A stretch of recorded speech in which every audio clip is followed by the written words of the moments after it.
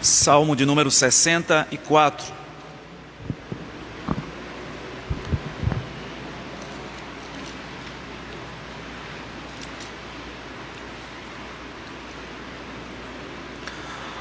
Nós estamos numa série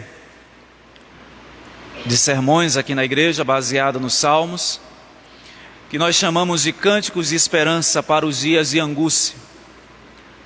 E os Salmos que nós temos feito exposição aqui, tratam exatamente desse tema.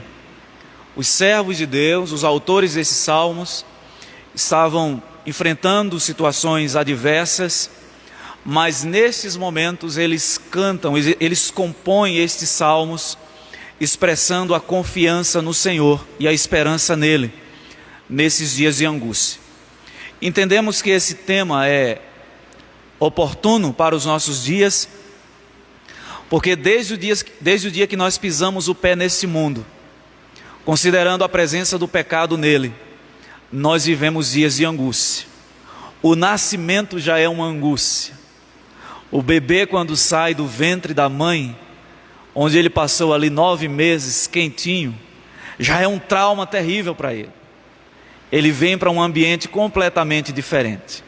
E a nossa jornada aqui nesse mundo é assim, é marcada por lutas, angústias, adversidades também. Salmo 64 nos diz assim: ouve, ó Deus, a minha voz nas minhas perplexidades, preserva minha vida do terror do inimigo, esconde-me da conspiração dos malfeitores e do tumulto dos que praticam a iniquidade, os quais afiam a sua língua como espada e apontam quais flechas palavras amargas, para as ocultas atingirem o íntegro, contra ele disparam repentinamente e não temem. Teimam no mau propósito, falam em secretamente armar ciladas, dizem: quem nos verá? Projetam iniquidade, inquirem tudo o que se pode escogitar. É um abismo o pensamento e o coração de cada um deles. Mas Deus desfere contra eles uma seta, de súbito se acharão feridos. Dessarte serão levados a tropeçar, a própria língua se voltará contra eles. Todos os que os veem meneiam a cabeça, e todos os homens temerão e anunciarão as obras de Deus e entenderão o que ele faz. O justo se alegra no Senhor e nele confia. Os retos de coração, todos se gloriam. Amém. Vamos mais uma vez orar ao Senhor. Deus, nós estamos diante da Tua palavra, que é viva, é eficaz e mais penetrante do que qualquer espada de 2 gumes, e penetra no nosso ser, trazendo ensino, exortação, consolo, encorajamento e esperança. Muito obrigado pela Tua palavra, Senhor. Queremos que o Senhor mais uma vez fale ao nosso coração de maneira poderosa, porque a Tua palavra é poderosa. Ó Deus, nós vivemos experiências hoje semelhantes às que o Teu servo Davi experimentou no seu tempo. E nós precisamos confiar no Senhor e esperar em Ti.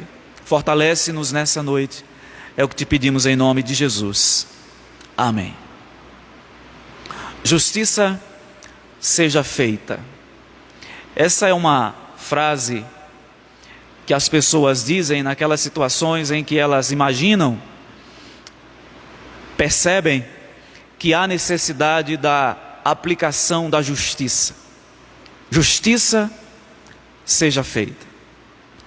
Eu entendo que essa frase resume o ensino geral deste salmo, porque nós observamos que todo o seu enredo dos primeiros versículos retrata um servo de Deus que está angustiado diante de uma situação adversa. E como característica de um salmo de lamento, nós vemos aqui o servo do Senhor descrevendo a situação que o afligia. E ele descreve os seus inimigos e como eles eram capazes de provocar um dano terrível para ele. Então nós entendemos que esse é um salmo de lamento, mas ao mesmo tempo é um salmo que apresenta a confiança do servo do Senhor em Deus. É um salmo de lamento, mas um salmo de confiança também. E como nós podemos ver pelo cabeçalho do texto, a parte que está aí em itálico, abaixo do título que foi dado pelos tradutores, está escrito: ao mestre de canto de Davi. Cântico. Essa expressão aqui tem no salmo original. Então é um salmo de Davi. E apesar de nós não sabermos o momento que ele escreveu, e eu entendo que isso é o que menos importa para nós, apesar de que se a gente fizer um exercício para lembrar da história de Davi, muitos momentos se encaixam com com a situação que ele descreve aqui. Se nós tomarmos como base o Salmo 63, nós podemos imaginar Davi no deserto de Judá. Apesar da gente não ter essa convicção de que o Salmo 63 foi composto juntamente com o Salmo 64, mas sabemos o que Davi estava experimentando no deserto de Judá, quando ele estava fugindo de Saul, e a sua alma se angustiava, e ele escreve o Salmo 63. Pode ser que ele tenha escrito nesse momento, mas pode ser que não. Mas o importante é o que Deus tem para nos falar nessa noite, através desses salmos. A experiência do servo de Deus aqui serve para nós também, de encorajamento, serve para nos consolar, no sentido de que os servos de Deus também passam por situações difíceis. Não experimentamos só as benesses de Deus, mas também, em alguns momentos, Ele nos permite passar por vales sombrios, por dores muito fortes em nossa alma. Eu gostaria, portanto, de começar a exposição do texto, e nós vamos dividir esse salmo em 4 partes. Nós entendemos que a primeira parte é uma série de petições. A segunda parte dos salmos, ele descreve os inimigos, ele faz uma descrição muito clara de como ele se sentia ameaçado diante dos inimigos que estavam ali. Na terceira parte, ele mostra as intervenções de Deus, a partir do versículo 7, mas Deus intervém. E a quarta parte do salmo, os resultados da intervenção de Deus, tanto na vida dos ímpios, como também de modo especial na vida do servo do Senhor. Vamos então à exposição. O primeiro ponto, nós observamos aí que os primeiros versos, Davi chama a atenção de Deus para ele. É um pedido de atenção. E ele diz no verso 1, parte A: ouve, ó Deus, a minha voz nas minhas perplexidades. Ele estava aqui enfrentando uma situação de perigo, e por isso ele diz: Deus, olha para mim, presta atenção na situação, não faça ouvidos mocos, surdos, olhos cegos, para não ver o que está se passando comigo. E de fato parece que ele não podia fazer outra coisa a não ser orar. Essa é a grande vantagem, meus irmãos, que nós temos em relação aos que não temem a Deus. Porque quando todos os nossos recursos já foram usados e não temos mais para onde recorrer, apesar de que deveríamos primeiramente buscar a Deus, mas nem sempre fazemos isso, ainda temos um trunfo, ainda temos o principal recurso, a oração. E Davi aqui diz: ouve, ó Deus, a minha voz. Essa expressão que ele usa aqui, segundo alguns autores, ela tem um sentido forense, judicial. É como se fosse uma petição de um inferior num tribunal ao juiz. quando ele entra com um documento legalmente fazendo uma petição, talvez no jargão jurídico seria a petição inicial. Quando ele inicia o processo, ele está diante de um superior, ele está diante de Deus dizendo: ouve o meu rogo, a minha queixa, a minha questão. Davi aqui está fazendo a sua petição inicial ao Senhor dos senhores, ao juiz dos juízes, Deus dos deuses, aquele que tem o controle de todas as coisas. E ele descreve a sua situação, e ele diz que era de perplexidade, que literalmente significa pavor, terror, medo, insegurança. E ele está dizendo: Senhor, olha para a minha perplexidade, para o meu terror. E aí, quando a gente volta na história de Davi, nesses 2 episódios que eu mencionei, de fato era para ele estar se sentindo assim, inseguro, temeroso. E ele diz ainda no verso 1, a parte A, que é a sua segunda petição. A primeira é: ouve. A segunda: preserva-me a vida do terror do inimigo. Havia planos contra Davi. Meus irmãos, a história mostra que os reis antigos, eles não tinham uma expectativa de vida muito longa. Os reis e imperadores costumavam morrer muito jovens. Se a gente fizer uma média da idade dos imperadores romanos e dos reis antigos, eles costumavam viver por volta de 30 a 35 anos. E raríssimos casos em que eles chegavam à fase adulta. E por uma série de razões. E as principais é que os reis e os imperadores costumavam ir para os frontes de batalha. E por isso morriam jovens, atingidos, eram mortos. E a outra razão é porque sempre havia conspiração dentro do império ou do reinado para destroná-lo. Existe uma série chamada Roma.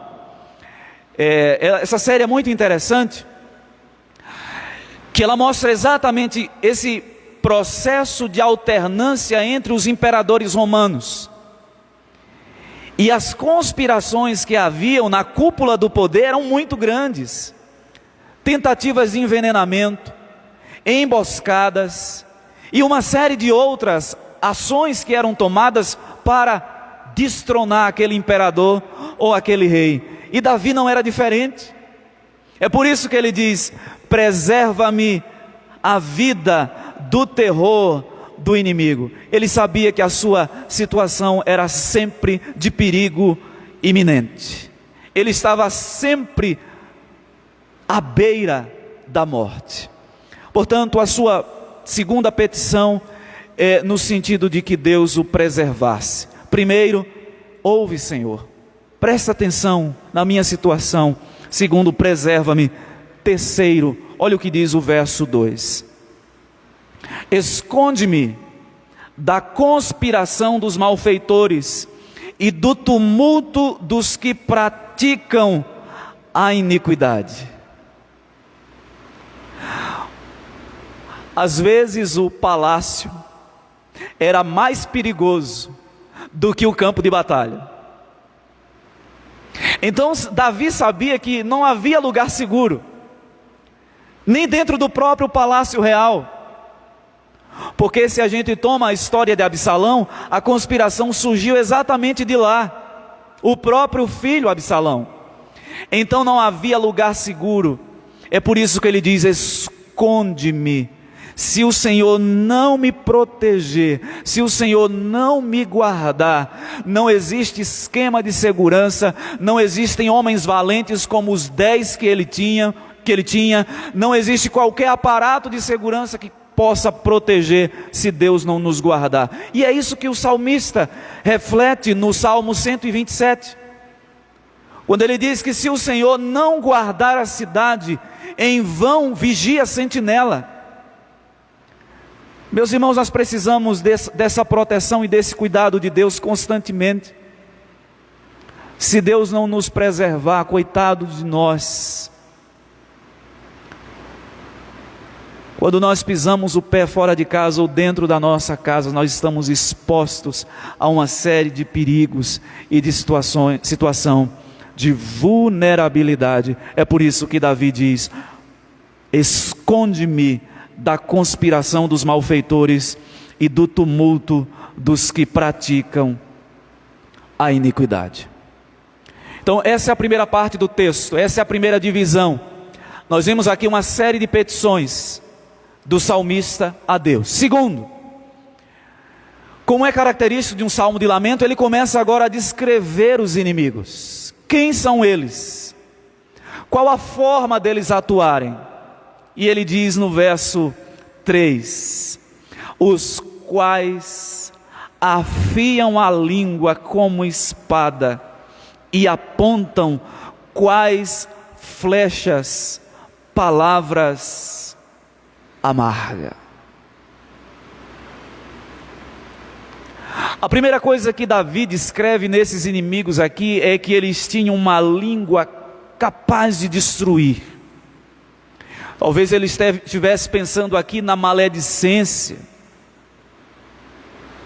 nas mentiras, nas tramas que eram feitas contra a sua própria vida.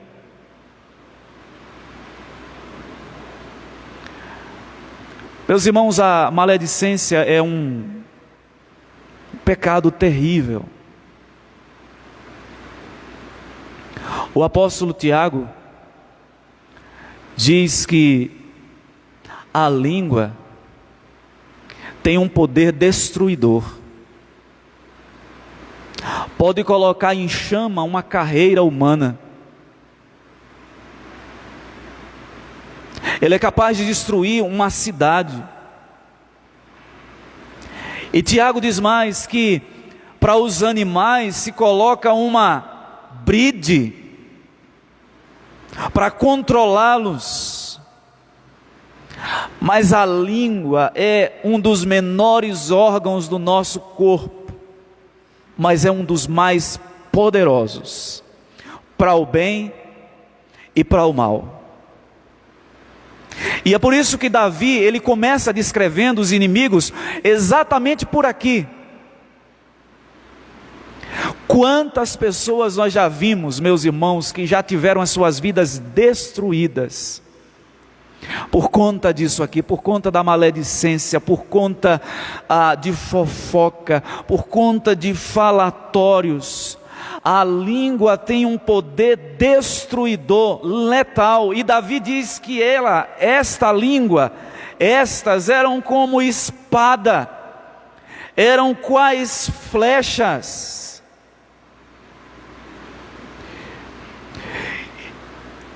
E essa ilustração foi a melhor que Davi encontrou para poder descrever, porque na sua época, espada e flecha eram as armas mais poderosas. Se alguém fosse atingido por uma flecha ou por uma espada, dificilmente conseguia sobreviver. Não tinha recursos médicos. Os órgãos internos perfurados, um sangramento, hemorragia, e com pouco tempo a pessoa morria. Talvez se a gente fosse descrever o poderio da língua hoje, a gente poderia dizer que é como um foguete, uma granada, uma bomba. Davi está descrevendo aqui de maneira poética a capacidade de destruição que os seus inimigos tinham por conta da língua deles. E aí ele diz ainda no verso 4: para as ocultas atingirem o íntegro, contra ele disparam repentinamente e não temem. Vejam que era algo dissimulado. Davi não tinha plena consciência de onde estava vindo aqueles que estavam tramando contra ele. É muito mais difícil quando você não tem essa convicção de onde vem o mal. É por isso que ele ora, porque ele não tinha uma resposta pronta, ele não tinha uma solução imediata, e é por isso que, ao invés de sair no combate com esses que estavam aqui, que ele descreve como maledicentes, ele entrega a Deus, e ele começa o salmo orando. Essa é a primeira característica dos inimigos que Davi descreve aqui, mas há uma segunda. Vejam os versos 5 e 6, Salmo 64, versos 5 e 6, nos diz assim: teimam no mau propósito, falam em secretamente armaciladas, planejam o mal, dizem, quem nos verá? Projetam iniquidade, inquirem tudo o que se pode escogitar. É um abismo o pensamento e o coração de cada um deles. Vejam que Davi mostra que a segunda característica desses homens era a astúcia. Porque ele diz que o plano era feito no coração. A gente sabe hoje que aqueles crimes que são praticados com premeditação, com dolo, eles recebem uma pena maior do que aqueles que são chamados de os crimes que a pessoa comete no calor de uma discussão.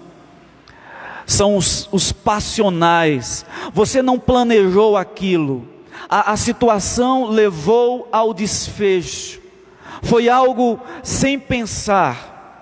Esses costumam receber uma pena menor, mas aqueles que são planejados, com astúcia, com requinte, estes são mais graves perante a lei. E Davi descreve estes inimigos dessa forma. Não foi algo esporádico. Davi diz: teimam no mau propósito, e ele diz, falam em secretamente armaciladas, e dizem, quem nos verá? Quem nos verá? Lembram da exposição do Salmo 10? Parece que há aqui uma espécie de ateísmo prático. Porque esses que Davi descreve aqui, eles estão pensando o seguinte: não existe Deus, porque se existisse, Ele nos veria. Então nós podemos planejar o que a gente quiser e executar da forma que a gente quiser, porque não tem ninguém nos vendo. E aí nós vimos na exposição do Salmo 10 que um ateísmo leva a uma atitude, uma prática, uma vivência como se Deus não existisse. E o ponto aqui é: ninguém vai nos ver, então não existe problema nenhum em a gente planejar o mal contra Davi, contra o servo do Senhor. Meus irmãos, a partir da terceira parte do Salmo, está aí nos versos 7 e 8, nós observamos que o texto muda. E Davi começa a mostrar agora as intervenções de Deus.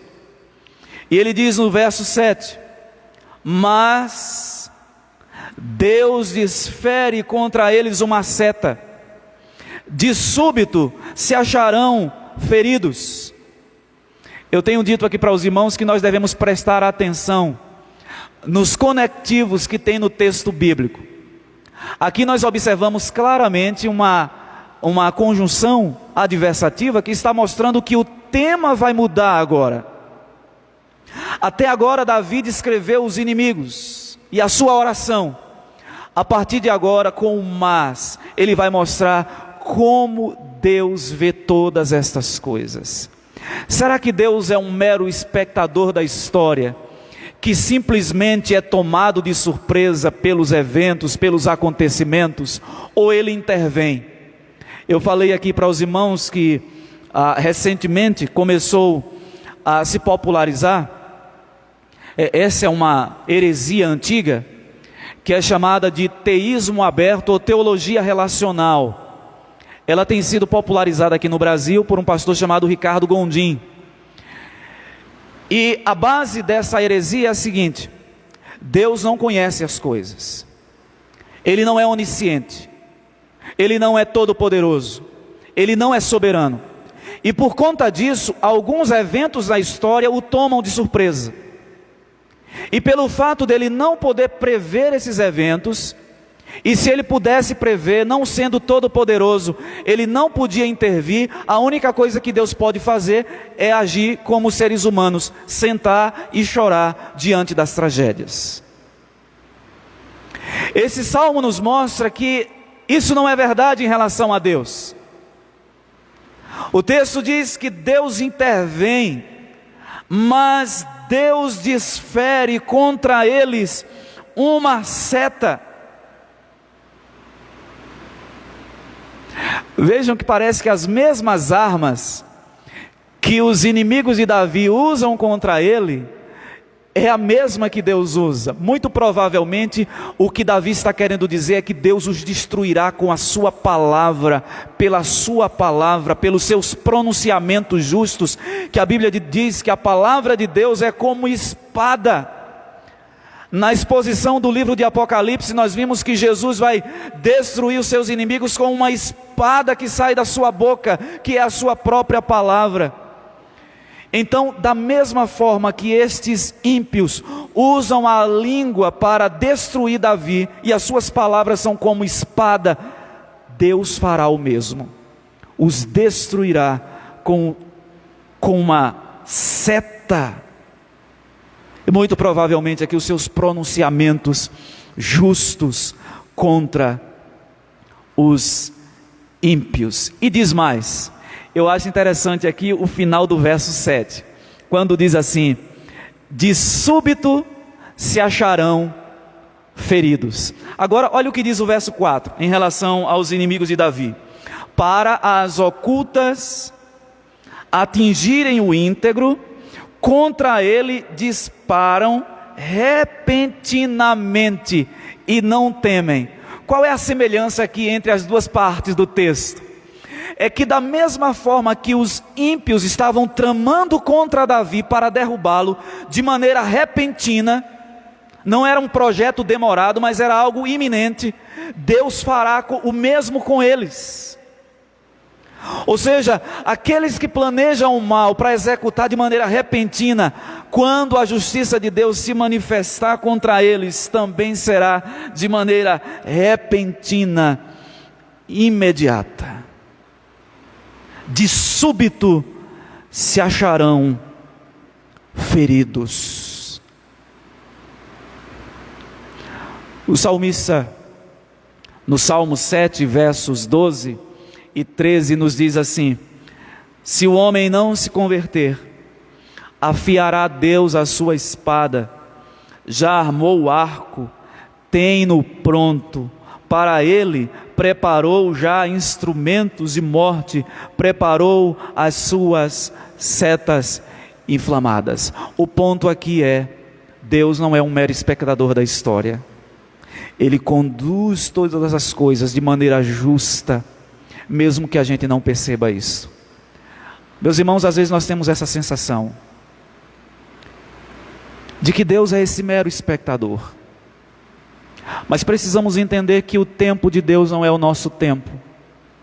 A maneira de Deus executar os seus juízos com a sua palavra não é o nosso tempo. Nós queremos as coisas imediatas, nós queremos que as coisas aconteçam hoje, mas o tempo de Deus não é o nosso tempo. Os planos de Deus são mais altos do que os nossos, diz o servo do Senhor, o profeta Isaías. Essa é a primeira ação de Deus, ou seja, Deus os fere. Segundo, Deus os confunde. O verso 8 nos diz assim: dessarte serão levados a tropeçar, a própria língua se voltará contra eles, todos que os veem meneiam a cabeça. O texto diz que Deus os fará tropeçar. e que o instrumento que eles usam para destruir, no caso aqui Davi, será usado, se voltará contra ele mesmo, contra eles mesmos. A história testemunha a esse respeito a lei da semeadura, trazida pelo Senhor na carta do apóstolo Paulo à igreja dos Gálatas. O que o homem plantar, isso ceifará. O que o salmista está dizendo aqui é que estes, que de maneira intencional, deliberada, haviam tramado contra Davi, eles mesmos tinham caído nas suas próprias ciladas.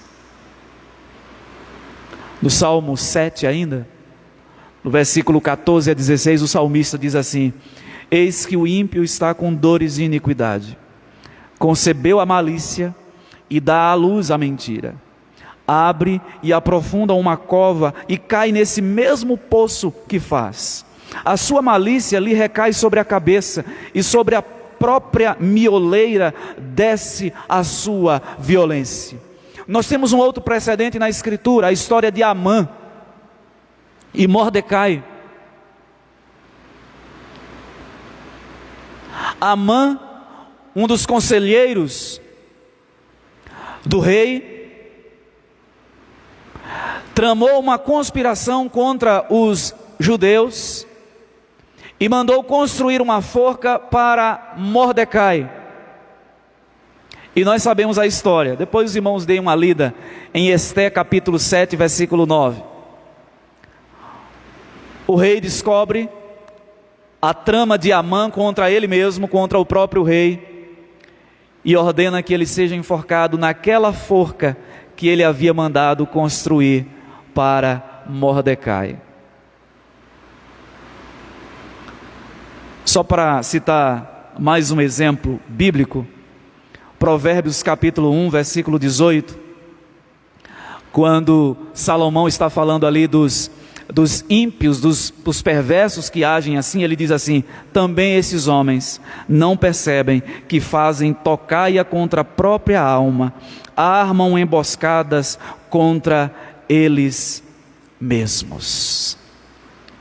Deus intervém, Deus fere os inimigos e Ele também os confunde de tal modo que eles usam as suas próprias armas contra si mesmos. Quarto lugar, olha os resultados da intervenção de Deus no verso 9. A parte A nos diz assim: e todos os homens temerão.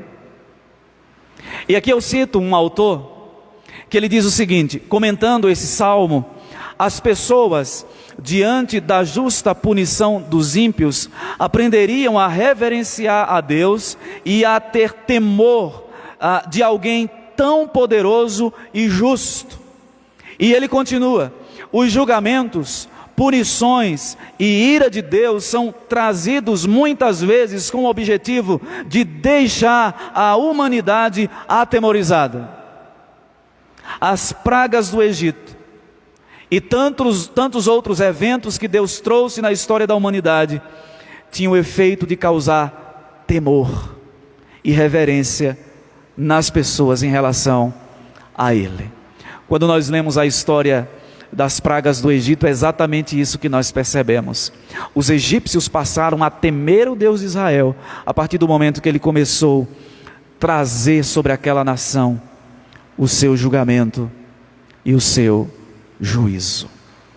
Então, em primeiro lugar, o texto diz: como resultado da intervenção de Deus, das ações de Deus, todos temerão. Diz mais, verso 9 ainda, parte B: e anunciarão as obras de Deus, e entenderão o que Ele fez. Sabe qual é o sentido aqui? E anunciarão. Os feitos de Deus na história acabam se tornando motivo de conversa. As grandes intervenções de Deus é assim, todo mundo comenta, mesmo aqueles que não acreditam na existência de Deus. Os grandes eventos naturais, as grandes catástrofes, nós temos visto hoje nos nossos dias as pessoas perguntando: onde Deus está em tudo o que está acontecendo no mundo? A mão de Deus está por trás do que está acontecendo atualmente no mundo? As pessoas, em momentos dramáticos da história, elas acabam reconhecendo que tem alguma coisa por trás daquilo que elas não conseguem explicar. O que o salmista está dizendo é que todos anunciarão as obras de Deus, passarão a falar sobre esses eventos incompreensíveis, esses acontecimentos extraordinários que a ciência não explica, que ninguém consegue explicar. Por fim, o salmista mostra a reação do justo.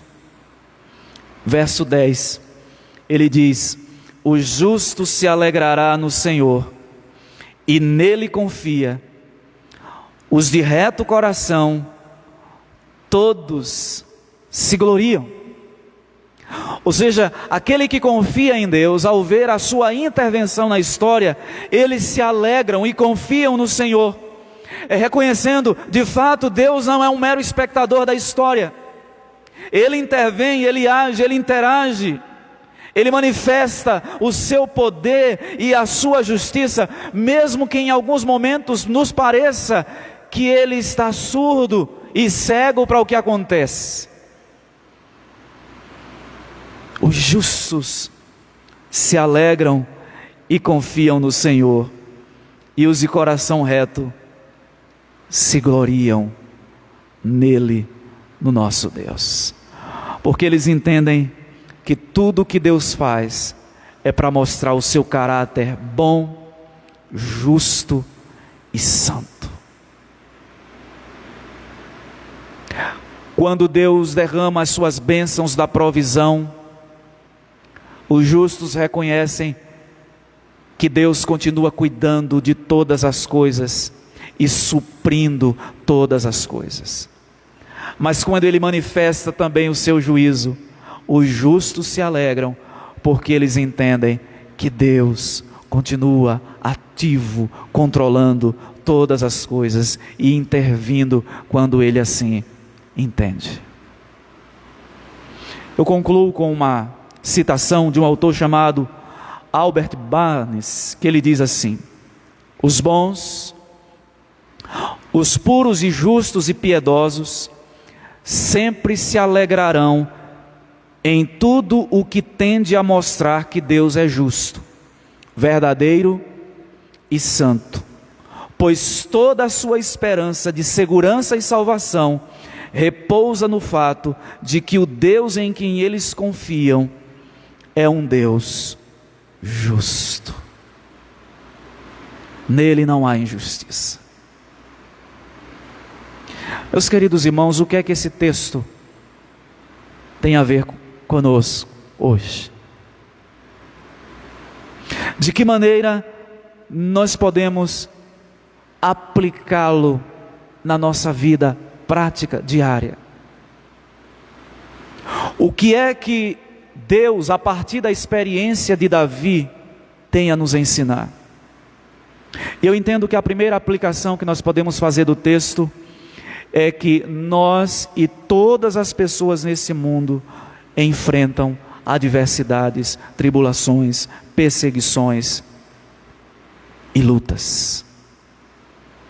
É possível que você esteja enfrentando isso nesse momento, no ambiente de trabalho, na escola, na faculdade. Pessoas que usam a boca não para abençoar, mas para criar falsas notícias, boatos, que inventam coisas para destruir a reputação do outro. Nós estamos vivendo esses dias. Eu falei aqui pela manhã na exposição do livro de Provérbios, meus irmãos, que esse ambiente virtual que nós vivemos hoje é muito propício para isto. Quantas pessoas que são difamadas, e isso causa um estrago que às vezes é impossível de consertar. Pessoas que são rápidas nos dedos para falar do outro, para expor o outro nas redes sociais, ou nas rodas de conversa, no ambiente de trabalho, ou na faculdade, ou em outros contextos também, podemos incluir inclusive a igreja. Nós não estamos isentos de passar por momentos assim. Davi não reclama aqui dizendo: ah, Senhor, eu sou o teu servo, porque o Senhor não me livra desses lábios perversos.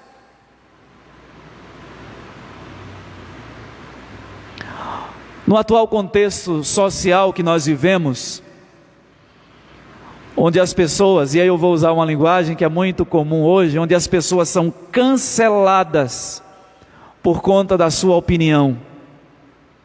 É possível que você esteja vivendo isso também. Cancelamento é um termo novo que se tem usado aí, para quando a pessoa manifesta a sua opinião, que não é a opinião da massa, não é a opinião comum, as pessoas simplesmente excluem, cancelam, rejeitam. Isso tem sido uma prática, por exemplo, no ambiente do jornalismo.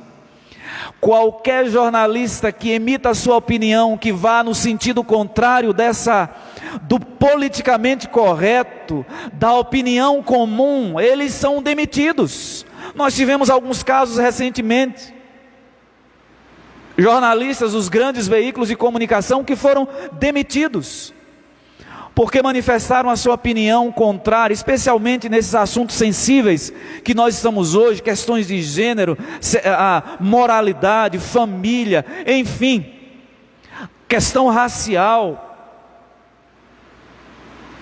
É possível que você já tenha sido cancelado, excluído dos seus círculos de amizade, família, colegas de trabalho. Nesse mundo caído, quebrado pelo pecado, meus irmãos, todas essas coisas são possíveis. O que fazer diante disso? Nós precisamos nos colocar diante daquele que é Senhor de todas as coisas. Nós precisamos viver na dependência de Deus em oração. Nem sempre as coisas se resolvem no poder da palavra, do argumento ou na força do braço. Mas todas as coisas são resolvidas por meio da oração. Existem dilemas, existem situações que nós enfrentamos no contexto da família, da igreja, da sociedade, que a gente só não resolve de maneira mais fácil, porque a gente tenta resolver do nosso jeito, dar o nosso jeitinho, usar a nossa artimanha, o nosso jeito de ser. Nós precisamos viver uma vida de oração, e todos nós precisamos exercitar nisso, porque nós somos falhos. Nós conversamos com a nossa alma, dizendo: e agora o que é que eu faço? Nós conversamos com o nosso amigo, pedimos opinião, conversamos com o pastor, conversamos com a liderança da igreja, com o presbítero, conversamos com o irmão mais maduro na fé, mas muitas vezes não conversamos com Deus. E eu entendo que essa forma de estruturar o salmo, onde primeiro vem a oração e depois a descrição dos inimigos e a intervenção de Deus, é pedagógica. Há um propósito, e Deus quer nos mostrar que, independentemente da situação que vivemos, precisamos buscá-lo em oração.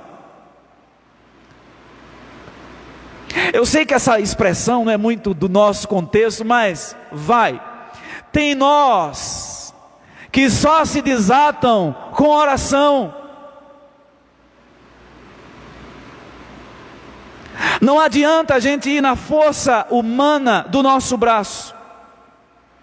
Esse salmo, portanto, nos ensina que nós, como servos de Deus, não estamos imunes das tramas de inimigos, não estamos além do alcance da maledicência e de planos que são às vezes feitos contra nós. Mas eu quero concluir esse salmo, a exposição desse salmo, apontando para o nosso Redentor. As histórias bíblicas do Antigo Testamento não foram dadas a nós para ser uma espécie de moralismo. Faça como fulano de tal, deixe de fazer como Beltrano, tenha a fé de Abraão ou de outro patriarca, ou haja como fulano de tal. Não.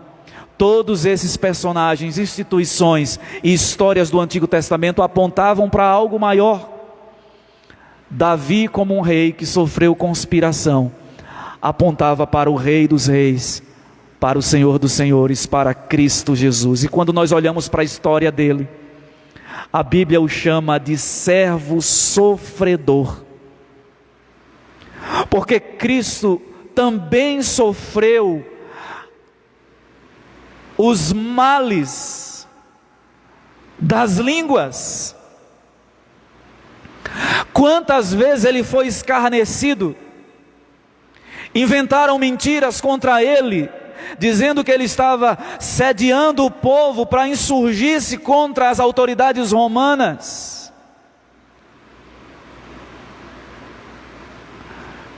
Jesus foi angustiado na sua alma por conta dos sofrimentos que teve.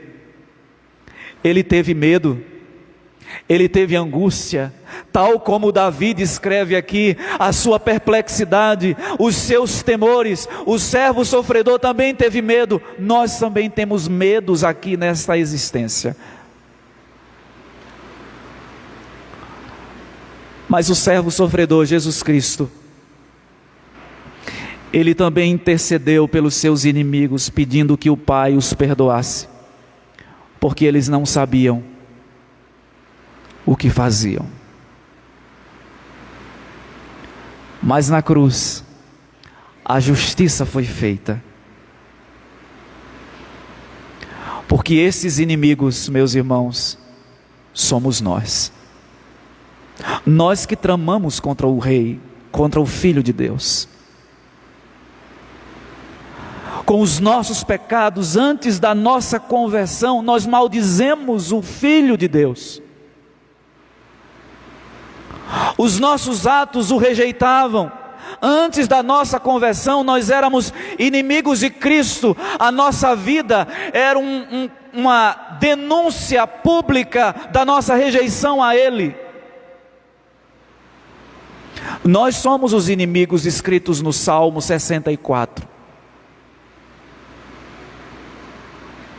Mas Deus, isso que é glorioso, ao invés de trazer sobre nós as setas com as quais nós o ferimos, Ele preferiu desviar essas setas de nós e atingir o peito do seu Filho na cruz. O profeta Isaías diz no capítulo 53 que Deus teve prazer em moê-lo, fazendo-o enfermar. Nós que éramos inimigos de Cristo, inimigos de Deus, Deus fez que as setas da sua justiça recaíssem não sobre nós, mas sobre Ele, na cruz. Todo o peso da sua ira, os seus dardos, as suas flechas, caíram sobre o Filho dele, mesmo que os inimigos fôssemos nós, para que em nós e sobre nós repousasse a sua misericórdia. Louvado seja Deus por isso. Por fim, a justiça de Deus que foi feita na cruz e aplicada sobre o seu filho, prevalecerá sempre. Nesta vida, os atos dos homens não passam incólume diante dos olhos de Deus. Deus vê todas as coisas. A justiça de Deus já tem sido aplicada nesse mundo. A justiça de Deus foi aplicada na cruz. Mas aqueles que escapam da justiça de Deus aqui nesse mundo, um dia eles irão comparecer diante do Senhor, no dia de Cristo. E nesse dia eles não escaparão. Há coisas que não são resolvidas aqui nesta vida. E essa é uma das coisas difíceis contra as quais lutamos aqui. Lutamos contra ofensas, lutamos contra pessoas que planejam mal, lutamos contra as injustiças, lidamos com pessoas más. Mas quando o nosso Rei se manifestar, Ele trará todas as coisas às claras. E aí nós vamos encher o peito e dizer: a justiça foi feita. Hoje nós clamamos: justiça seja feita. Mas um dia nós diremos: a justiça foi feita.